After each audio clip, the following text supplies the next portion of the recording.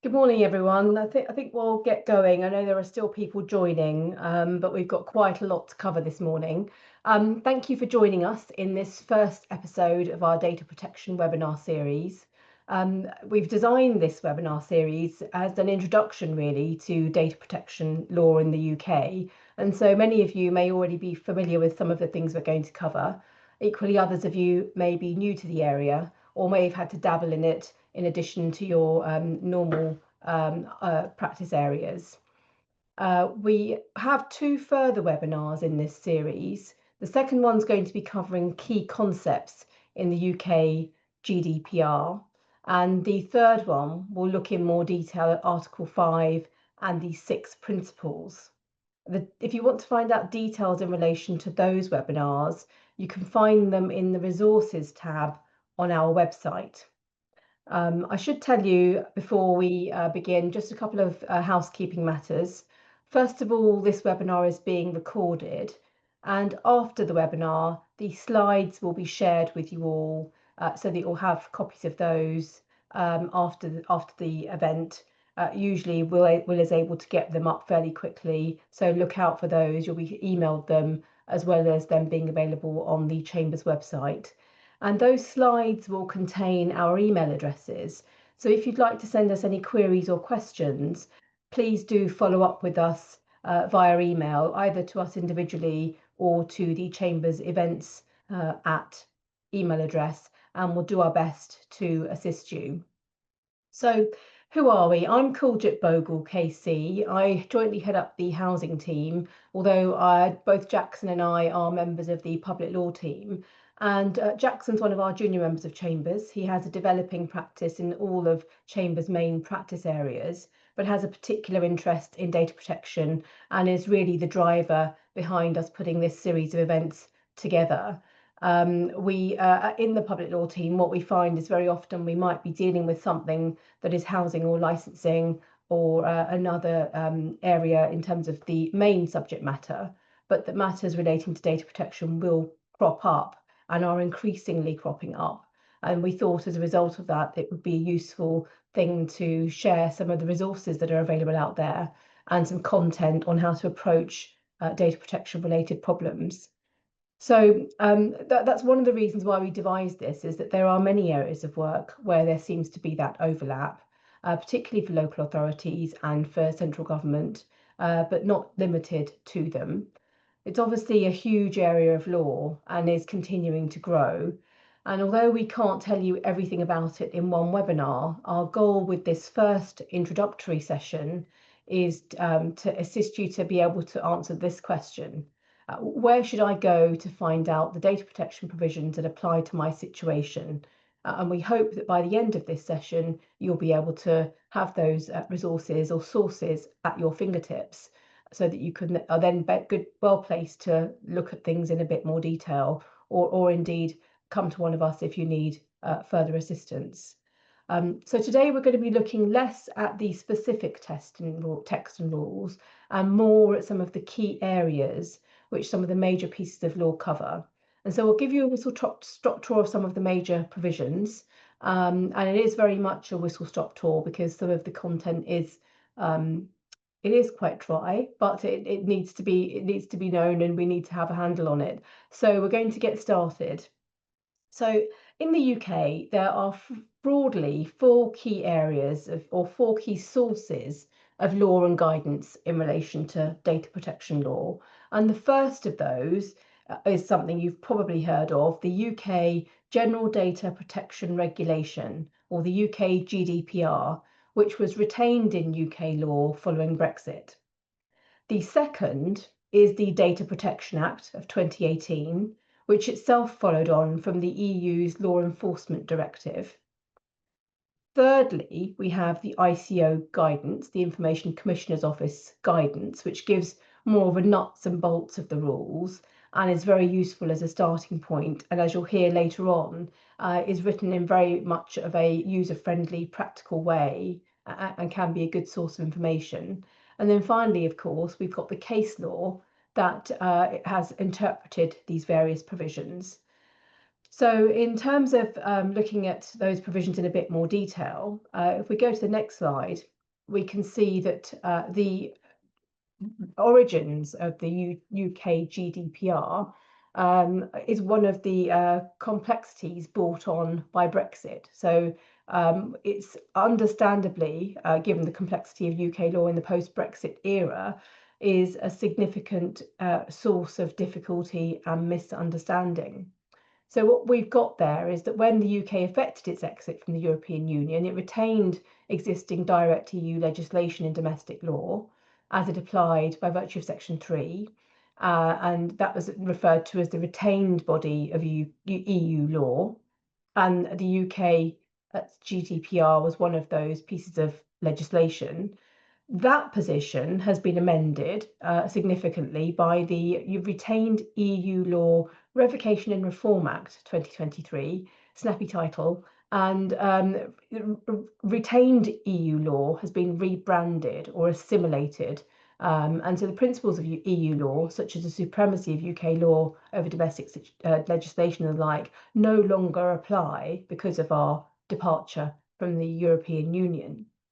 So that said, data protection law in the UK was and remains effectively entirely European Union law, but some of this is now having to be unpicked.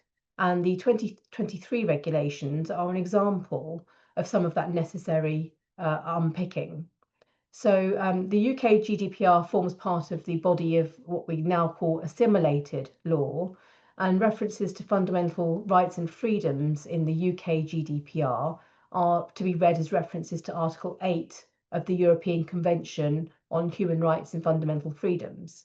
And we get that from the Data Protection Fundamental Rights and Freedoms Amendment Regulations of 2023.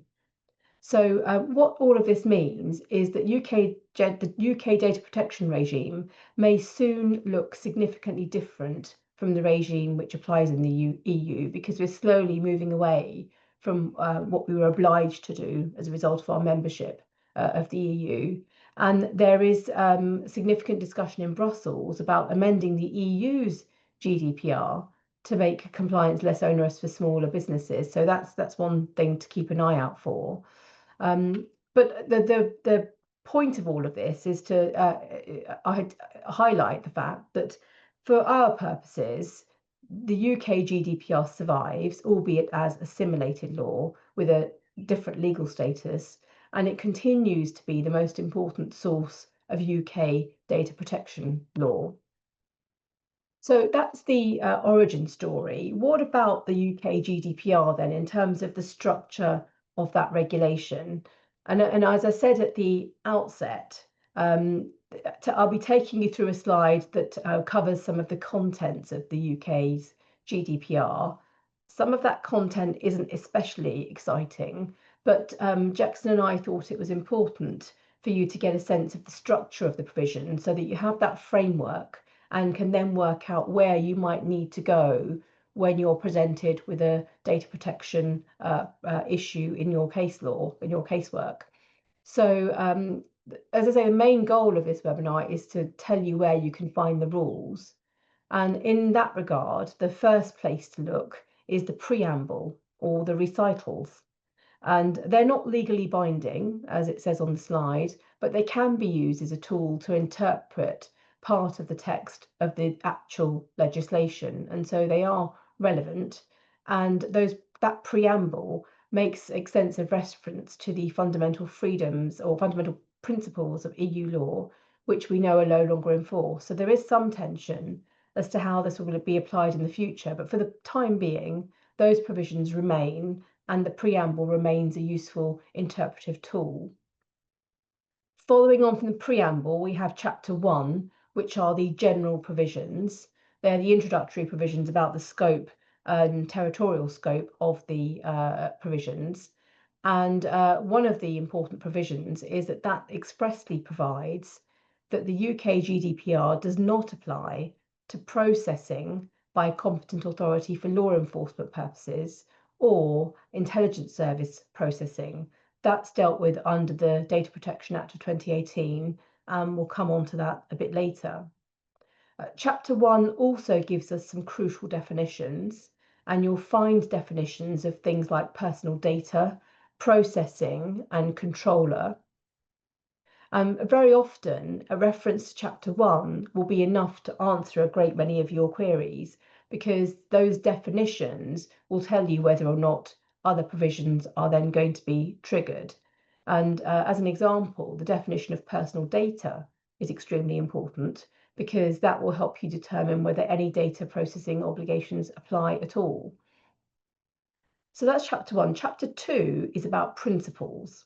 And what the GDPR does as a whole is take a principles-based approach rather than being prescriptive in terms of the style of this legislation. And the principles specified in Article 5 are crucial to understanding data protection law generally. And for that reason, I'm going to just run you through what some of those principles are. And indeed, our next webinar is going to focus in more detail on those principles. But as a sort of whirlwind tour through those principles, they are that personal data, so having been defined in Chapter 1, shall be A, processed lawfully, fairly, and in a transparent manner in relation to the data subject. That's sometimes referred to as lawfulness, fairness, and transparency. B, personal data should be collected for the specified, explicit, and legitimate purposes and not further processed in a manner that's incompatible with those processes. Further processing for archiving purposes in the public interest, scientific or historical research purposes, or statistical purposes shall, in accordance with Article 89(1), not be considered to be incompatible with initial purposes, the purpose limitation. And you'll see there are a number of double negatives. And so it's worth looking at the provisions and having those in front of you when you're working your way through whether these principles apply. C, adequate, relevant, so personal data shall be adequate, relevant, and limited to what is necessary in relation to the purposes for which they are processed, sometimes called the data minimization principle. D, personal data needs to be accurate and, where necessary, kept up to date, and every reasonable step must be taken to ensure that data is accurate, that any inaccurate data is erased or rectified without delay, and that's the accuracy principle. E, personal data has to be kept in a form which permits the identification of data subjects for no longer than is necessary for the purposes for which data is processed.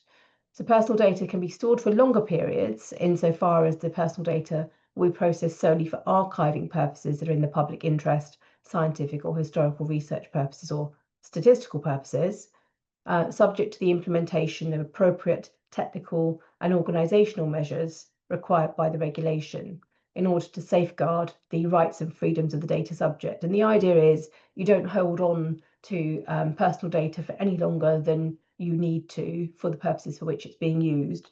And this is sometimes referred to as the storage limitation or the storage limitation principle.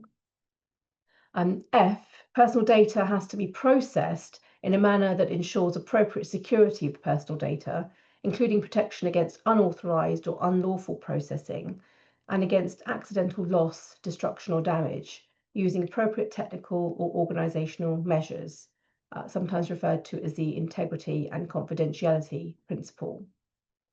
The remainder of Chapter 2, having set out those principles, gives some further details on them, including, for example, some of the lawful bases for processing and the conditions for consent to processing. Moving on to Chapter 3, we then have a chapter that deals with the rights of the data subject in relation to their personal data.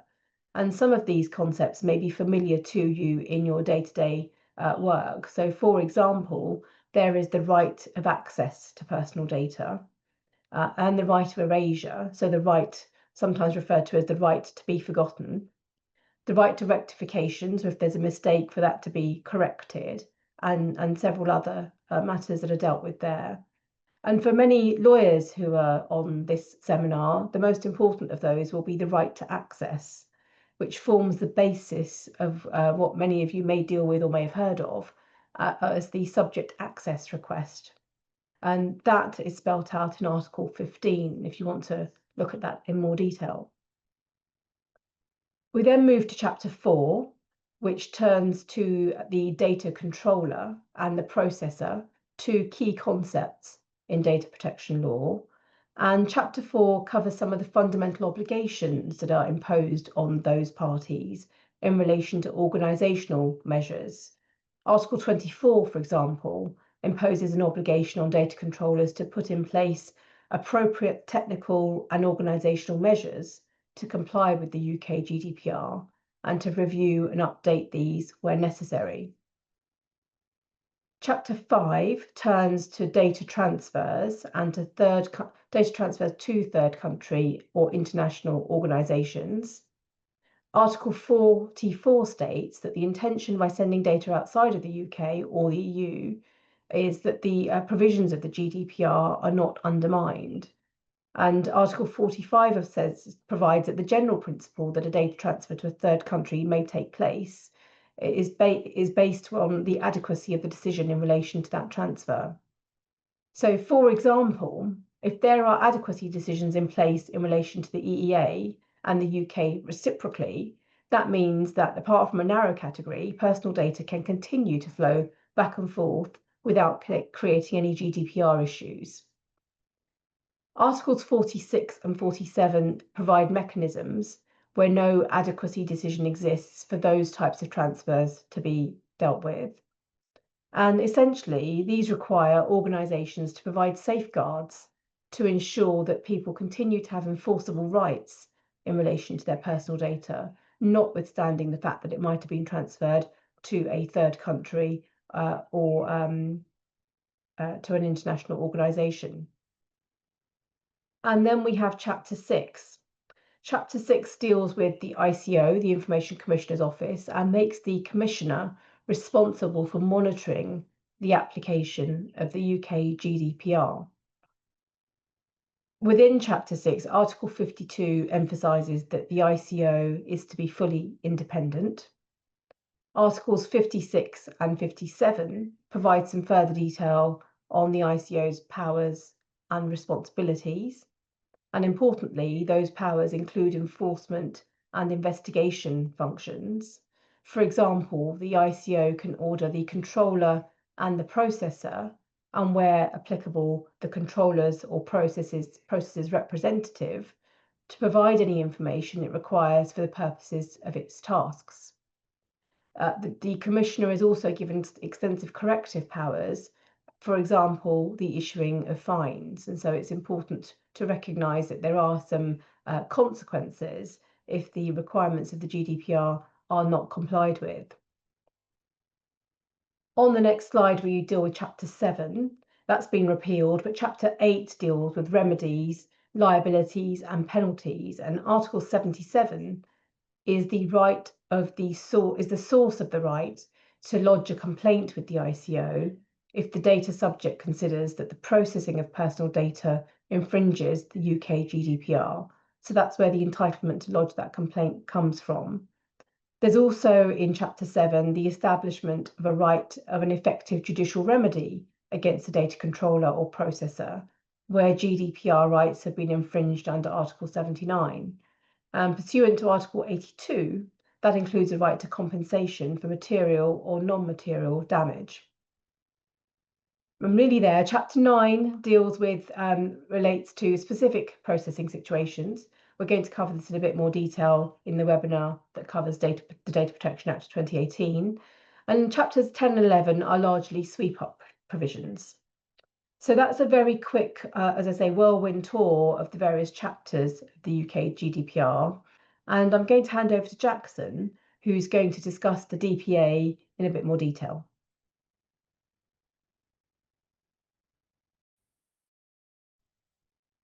Yes, thanks very much, Kuljit. So moving on from the GDPR, I'm going to talk to you about the remaining key parts of the UK's data protection regime. So the UK GDPR is obviously the most important, I think it's fair to say. So the first of these elements is the Data Protection Act 2018.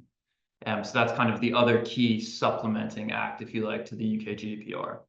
So what are the key purposes of the 2018 Act? Well, first, the DPA 2018 supplements and adds to the UK GDPR's provisions on general processing. So the GDPR is still the main piece of legislation when it comes to general processing, but the DPA 2018 puts some very important flesh on numerous concepts in the GDPR. So it's important that the two are read together. When you're looking at the general processing provisions in the GDPR, you need to be aware that there may be some further detail added by the DPA 2018. So second, the DPA 2018 provides a data protection regime for processing, which in summary relates to national security, defense, law enforcement.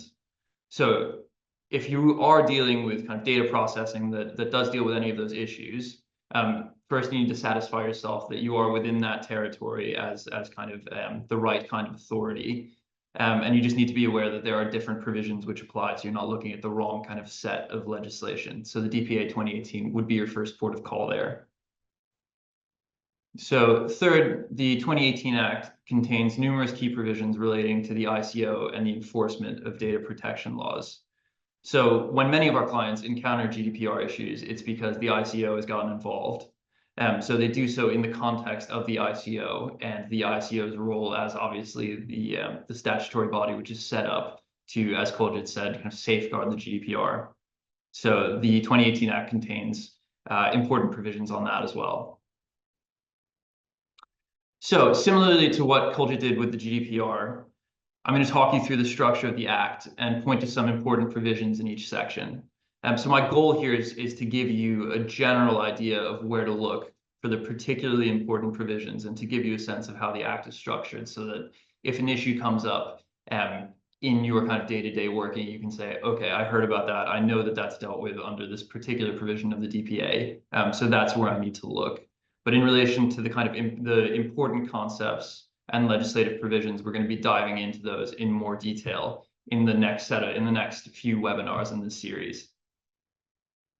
So preliminary section of the DPA 2018 is particularly helpful, and frankly, as a lawyer, I do wish that every act of parliament were set out like this. There's an overview. It tells you what parts of the act do what. So in section 2, then in the preliminary section still, the act sets out broadly purposes of the data protection regime. So for example, that's to require personal data to be processed lawfully and fairly, and on the basis of the data subject's consent or another specified basis. And that it takes a little bit of getting used to in data protection law to really get your head around. It's a principles-based regime, which you then have to apply kind of yourself to specific circumstances. So part 2 of the DPA 2018. So this is really the part that fulfills the purpose of supplementing the GDPR and the general processing regime. So section 4 of the 2018 Act tells us explicitly that the two pieces of legislation are to be read together. So just an example of that, there are rules which supplement those in the UK GDPR on the lawfulness of processing. So section 6 of the 2018 Act tells us that when the UK GDPR in Article 6 states that the processing of personal data is lawful if it's necessary for the performance of a task carried out in the public interest. That will include, as we're told by section 6, for example, functions relating to the administration of justice, the exercise of a function of either House of Parliament, etc. So in a similar way, section 10, again, of the 2018 Act, it gives us some further information on when the processing of special categories of data, which broadly include very sensitive information such as racial or ethnic origin, political opinions, religious beliefs, etc. So section 10 tells us in further detail when that type of processing can be permitted. So that builds on Article 9 in the UK GDPR. So it's just an example of how in your practices you should be using these pieces of legislation together. So section 15 is of the 2018 Act. It's a key provision relating to exemptions from data subject rights in the GDPR. So the exemptions to these rights are in turn set out in schedules to the 2018 Act. So just to take an example. So Article 13 of the GDPR provides that generally, where personal data is collected from a data subject, certain information needs to be provided. So this includes, for example, the identity and contact details of the controller. So that makes sense. I mean, if you're collecting personal data, and a person has rights under the GDPR, the GDPR basically says that person needs to be told who's collected their data, who's processing it, so that they know against whom they have those rights. However, Section 15 of the 2018 Act tells us, again, Part 2 of Schedule 2 makes provision restricting that right, among others, in certain circumstances. So one then goes to that schedule of the 2018 Act, and one of the exemptions is that the Article 13 rights won't apply where, for example, personal data is being processed for the purpose of discharging a function designed to protect members of the public from dishonesty, malpractice, or other seriously improper conduct. And that function is, again, for example, one of a public nature and is exercised in the public interest. And to comply with the rights under Article 13 would somehow prejudice that function. So again, just to take a moment to realize that that's quite in itself quite a broadly worded exemption. So the fact that a person may have a right under Article 13 of the GDPR, it's not the end of the story, and particularly for our colleagues and those of you working in governmental roles, it's extremely useful to have an understanding of the exemptions which are specifically designed to be used by employees of public bodies and public bodies generally, and which are set out in the DPA 2018, because there are a lot of them. So moving on, Part 3 of the 2018 Act deals with law enforcement processing. So a key purpose of this part is to set out the data protection principles which apply to the processing of data for law enforcement purposes by competent authorities. So the data protection regime under the GDPR is principles-based, which again, we'll be looking at in more detail, but that system carries over to the data protection regime, which applies to processing for law enforcement purposes. So again, if you're involved in this kind of processing, you just need to be aware that there's effectively a parallel regime set up where these kinds of issues are in play. So that would be to look at sections 34 to 42 of the 2018 Act. So there are also, as one would expect, separate provisions for a data subject's rights in relation to data which is processed for law enforcement purposes. So those are set out at sections 44 to 48. And just to give you kind of an important example of that, so section 45 provides that in general, a data subject's access rights are going to be restricted where this is necessary and proportionate in order to, for example, avoid obstructing an official or legal inquiry, investigation, or procedure. So I mean, that just makes perfect sense. If the police are investigating a crime and the suspected perpetrator makes a subject access request against the police aren't going to have to give up the information that they hold kind of in the context of that investigation. So it's just another example of when you hear, that's my personal data, I have a right to it. That's absolutely not the end of the story. You need to keep looking and you need to know where to look under these legislative provisions. So Part 4 deals with intelligence service processing. So I'm not going to spend too much time on this topic. It's quite specialized, obviously. However, just to say, similarly, processing for law enforcement purposes, processing for intelligence service purposes carries with it its own data protection principles, and those are set out in sections 86 through 91. The rights of the data subject are then set out in those later sections. So of course, one can see that kind of completely different provisions and different sets of circumstances are going to apply when you're dealing with either law enforcement or intelligence services. So parts 5 and 6, they're both extremely important in practice, and particularly for the clients, that we work with. So these contain detailed provisions about how the ICO functions, and it also contains, some more mundane features about how it's supposed to treat fees and fines it receives. But many of the important provisions in Part 5 are about guidance, which is issued by the ICO. So I'm going to come back to look at that shortly. But Part 6 of the 2018 Act provides, again, what are extremely important provisions in practice, because these relate to enforcement by the ICO. So firstly, the ICO is given express investigatory powers by Section 142. So that permits it to require a controller or processor, for example, to provide the ICO with information that the ICO reasonably requires for carrying out its functions. So if you receive that kind of notice, there are appeal provisions in relation to that, which can be found in Section 162. So these notices these notices requiring information for ICO investigations. Quite serious. I mean, it is a criminal offense to deliberately or recklessly make a false statement in response, so they do need to be taken quite seriously. So next, moving on, the ICO also has power to issue both enforcement notices and penalty notices. So these provisions and this part of the DPA 2018, it should be your first port of call if either you or a client or your organization receives a notice pursuant to this part. So it's obviously important to check that all of the kind of numerous procedural requirements for these notices have been complied with. So as litigators, obviously, Kuljit and I are very, very interested in the rights which can be vindicated by way of the GDPR and the DPA. So Kuljit spoke a little bit earlier about the right to an effective judicial remedy. So Section 168 of the 2018 Act supplements Article 82 of the UK GDPR. It provides a right to compensation for material or non-material damage, as Kuljit said. So that's often relied on, of course, by claimants in court proceedings. So Section 168 clarifies that non-material damage includes distress, which is, of course, a common claim in GDPR litigation for data breaches. So that's an important clarification, which is there. So moving on to Part 7, this includes several discrete issues, including things like regulation making powers, penalties and offenses, liability of corporate officers for specific breaches by their organizations if certain conditions are met.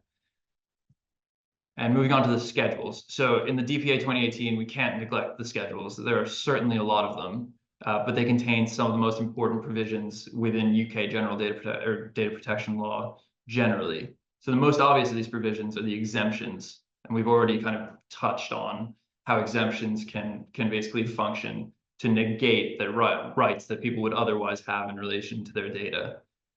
So exemptions are primarily set out in Schedules 2 through 4. And they're extremely broad. It's an extremely broad range of potential exemptions covering like some very specific situations, albeit phrased generally. So just to give you an idea of the breadth of that, they cover things as specific as information relating to human fertilization and embryology information in Schedule 4, Paragraph 2, to, on probably a much more boring note, corporate finance information under Schedule 2, Paragraph 21. But I guess some people are very interested in corporate finance information. So really quite a broad range. So whatever industry you're working in, we think it's very useful to understand basically what's there in those exemptions and when you could potentially make use of an exemption in relation to data.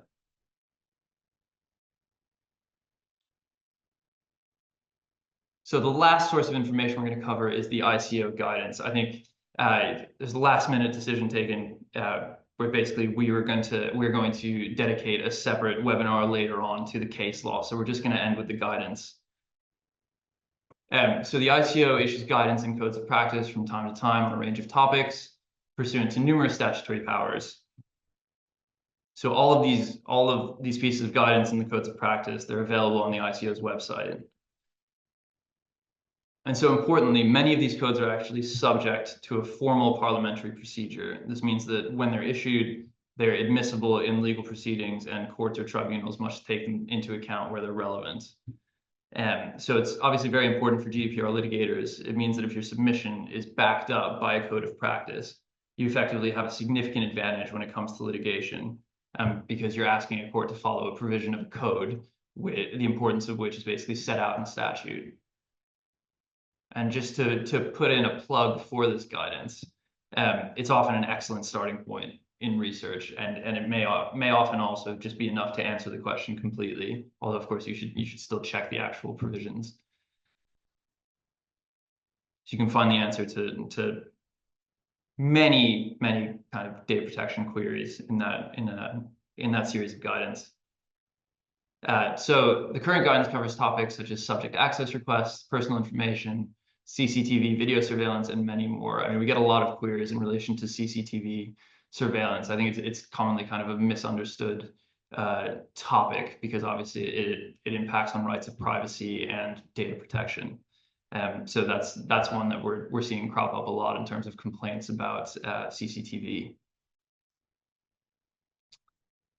So that does it from us. As Kuljit said, if you have any questions, we're going to ask you to put them in writing by email. We're going to circulate the slides and they're going to contain our email addresses. So we'll endeavor to answer them as best we can.